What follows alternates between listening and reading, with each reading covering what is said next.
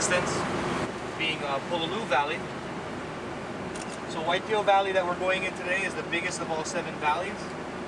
It's the only valley accessible by vehicle. All the other valleys are accessible by hiking, boat, or helicopter. If you guys ever want to go on an extreme adventure and get a little more out there, you look across the way.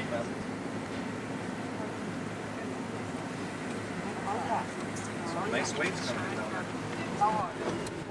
Up on this side of the island too, our fish are really protected most of the season, most of the year, because the ocean's loosey rough. So you can see those big cliffs, right? So imagine trying to get down to the fish in these little secret areas up and down this coastline. It's very hard to do and very dangerous too. So we got the ahi, the ono, and kind of like a potato, which you guys just should try. Pretty interesting though, yeah? Compared to koi, being all ground up, compared to like other starches. On the right here, this offering stone, King Kamehameha carried up here, supposedly. They pushed it off in the 50s when they were making this road, and the next morning it was back, so they left it there. People put offerings. You see the lays up there, the leaf lays. Someone even put a little socket, you know, from a little ratchet set. That's so funny. Must have just fell out of the car, but it just shows you it's just the thought that counts. You know, people that are walking in usually put something on the rock as they're walking in. Just being thoughtful. So right here, this was much narrower. Remember I was telling you earlier that when I was 15 or 16 years old, this was only like half as wide. So that's way more dangerous. So now look, we got all this extra area. So it may not seem like a lot of extra area to you guys, but I mean, it's from what it was, and now it's way better. Before it was so narrow, like how are you gonna fit? Like there's only so many spots, yeah. So now it's not as scary, definitely.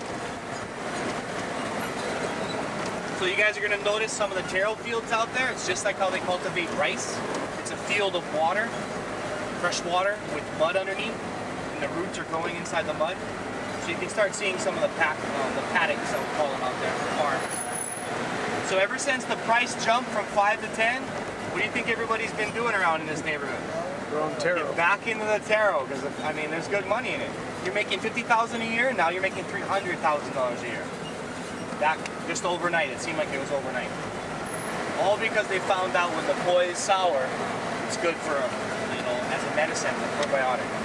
It's like times 10 of what you would get out of like Activia or the yogurts you eat. So it's even more than that. That's why it's definitely it's more active for kind of situation you're in. So these people walking up right here, they're about halfway. This is about halfway. So they always say 1 mile down, 10 miles up is a joke. But you guys are with me today, so no walking. Up here there's a few avocados. Well, up there on the sea. So we usually leave those for the birds and the gods, you know, on the cliff, so you don't want to be hanging off the cliff. Aloha! Yeah, they're doing it. Energetic. Down in our river, our freshwater streams, we got tilapia, mullet, and catfish, 2 different types of shrimps, which are prawns, and crawfish. So lots to eat from the ocean and from the freshwater stream. Not to mention our taro, which is like a steeper starch crop. And up in our mountains, we got the pigs, wild turkeys. So a lot of food around to eat, to gather from the land. So definitely one of our main benefits. All of us that live here are really happy is all the food and stuff that we trade and barter around us. So like in the community here, we have a few fishermen that are well known for fishing. So if you want to go trade your breadfruit, for example, you can go and trade for some fish. So that's really definitely our qualities, all the food around us. And I would say I save about $1,000 a month, being that I grow my own gardens and my own food on our property. Hopefully soon we're supposed to be doing a tour of my family to our property down here. Kind of like an educational tour in this company. Hopefully that'll get started here shortly. Do like a Hawaiian plate, like a luncheon / educational tour to a taro farm. Actually get out and hang out. So our family's trying to get connected with the tour right now. There'll be another tour available here shortly. More on the educational side.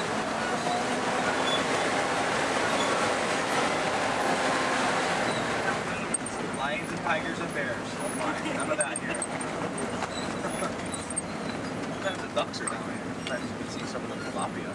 Tilapia is becoming a big marketed fish here. I guess all over the world, yeah. See the little babies down there swimming. All the baby tilapias. Kind of like the spawning area right here, where it meets this other stream. So all the different streams and waterways and ducks that go in and out of the taro fields, there's hundreds, thousands of them in the valley. It all comes in at this corner. They meet into one. So as we're driving, we're going to be crossing many little waterways, rivers. Really dry right now. The waterfall is not really flowing too much. Probably not much at all. But we're going to check it out anyway. It's still beautiful. On the right here, we have the sleeping hibiscus. Flowers always closed. Really good for making tea. Really sweet tea. 24 hours a day. Always closed. Up here, the monkey pod tree with the big canopies. This tree you're looking at. To your right. It's a great shade tree. We have one in our property. I'll show you guys our plant property up here. Back. We also do taro farming. Some of the families, you guys got to realize, are down here for their passion, just to grow the taro to feed their families and eat. And then some families are down here for the commercial, that's their business. That's how they support their family financially, which is great too.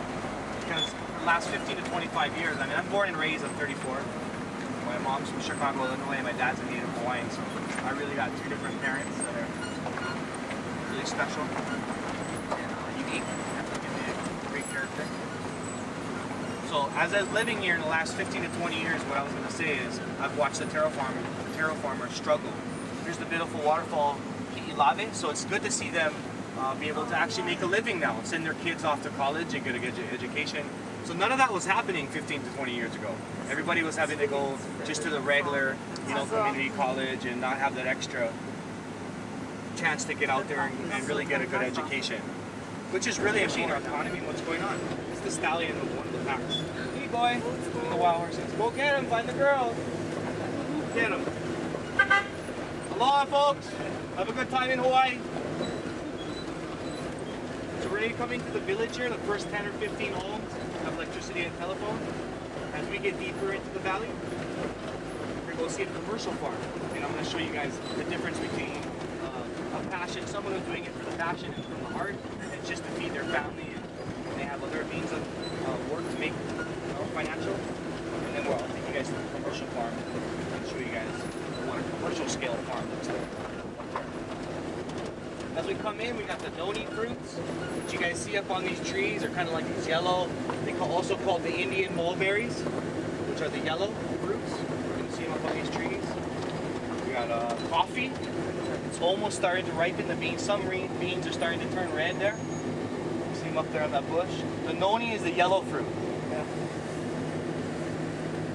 Slow down, folks. Slow down. You guys can come around if you guys would like to come around. It's called noni juice, and it's a probiotic. Same thing as the boy. Aloha. And so they gather these yellow fruits that you see out to the left here on this tree, stick them in a bucket, ferment them for about 3 months, and there's like a thick, slimy liquid that they gather on the top. And in that slimy liquid, it's nasty. It's really bad. I mean, you got to put a clothespin on your nose, or have a chaser, a margarita, or something to take it down, because it's gnarly. Anyways, now Snapple has just put the juice with strawberry and kiwi. So now you can drink it with ease, and you don't even taste it. But you're still getting some more probiotic. Not as effective as if you were to take a shot of pure noni juice. But from experience, my uncle lived for 5 more years after he found out late in his life that he had full-blown stomach cancer and that you can't come back from it. So by drinking the noni juice every day, he was postponing it.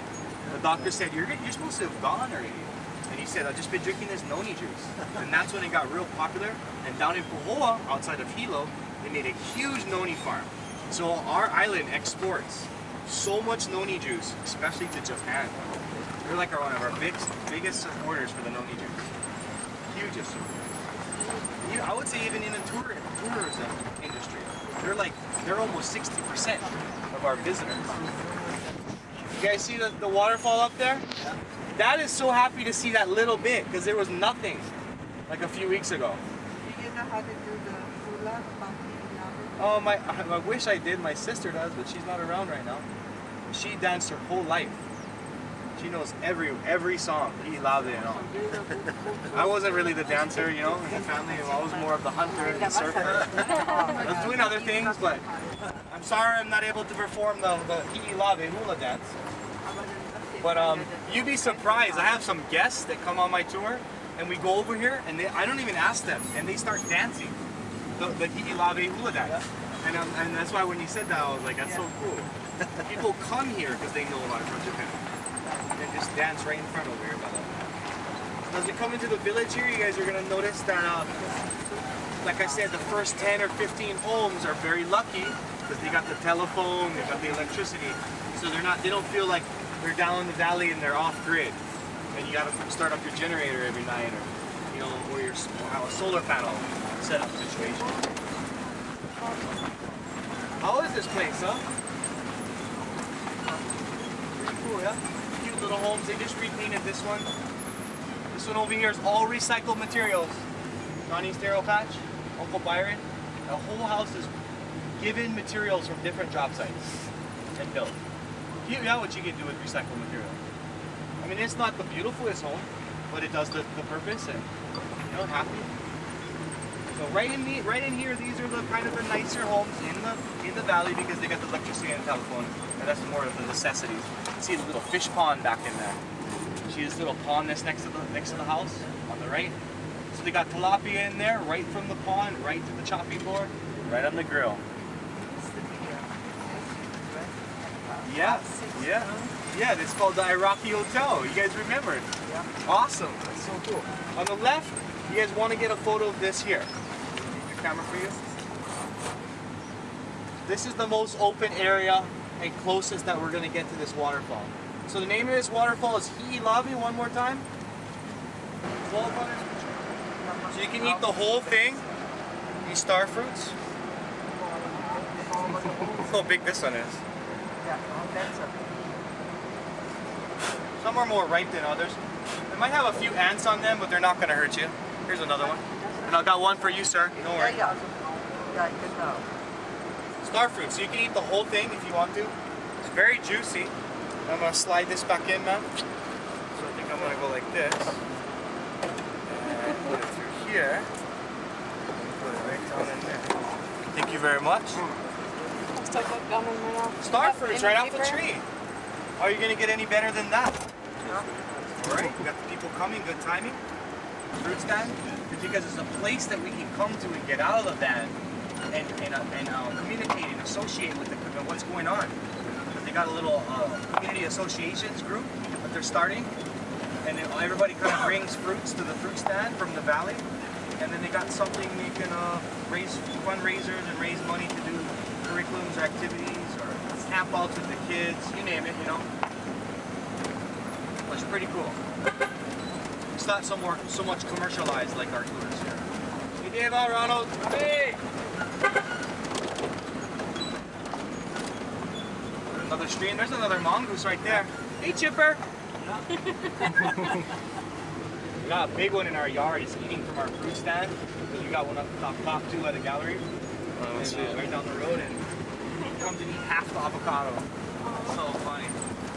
He knows when we're not there.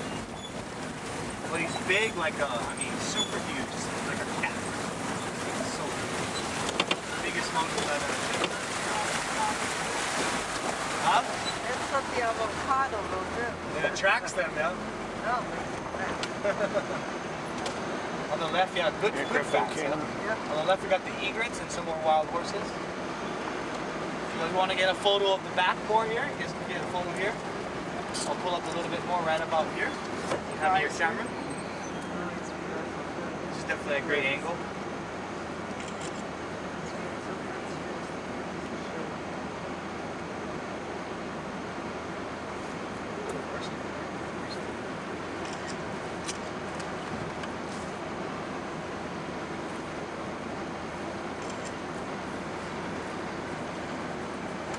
You guys see the W and the V?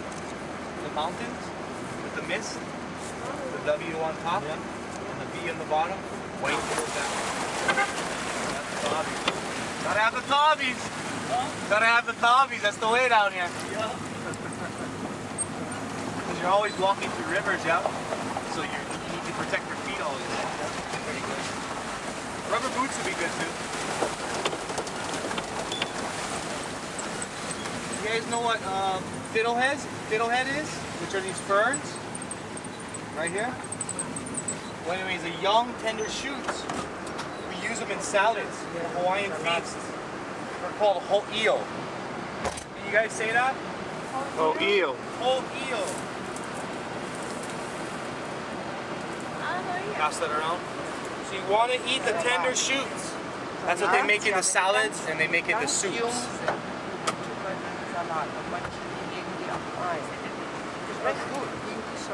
Yeah.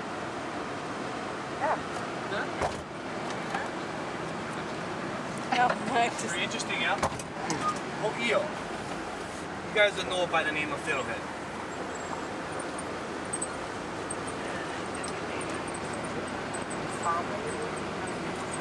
In Japanese would be warabi. So if you guys go to a luau feast, which is a native Hawaiian feast, you guys will see that fern cut up in little segments with tomato and onion, dried shrimp, and fish cake. Yuta. Really delicious. You'll guarantee eat a lot of that salad. It goes really good with your meal. It's kind of like a fern relish, in a way. Fern salad. Plant and harvest in the same day. Then the next year, during that week, or you harvest every other week, or every twice a month, or every week, then you need to make sure that you plant in a cycle where you're going to have 3 or 4 rows every week, or 6 rows a week. And that's how this farm here is set up. Each patch, every time you harvest 6 or 8 rows, you plant the same day 6 or 8 rows. So the next year, the timing will stay the same because it takes so long to mature, 6 to 9 months. On the left here is a commercial farm. And you've got 1, 2, 3, 4, about 15 patches on about, I think it's 12 or 15 acres. 12 to 15 acres. Lots of stones. And he has good water flow. You see the water coming out? If you have good water flow, then your taro will mature faster.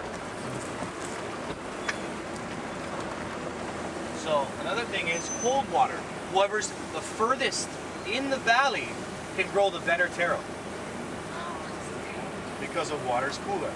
So that's the benefits of being farther in the back compared to more to the front, because you're going to get his runoff and you reuse the water down the stream. So everybody's sharing the water. So if you have a taro field and you want to do taro farming, you must return the water like he's doing to the river. And then downstream, the next farmers can utilize the water too.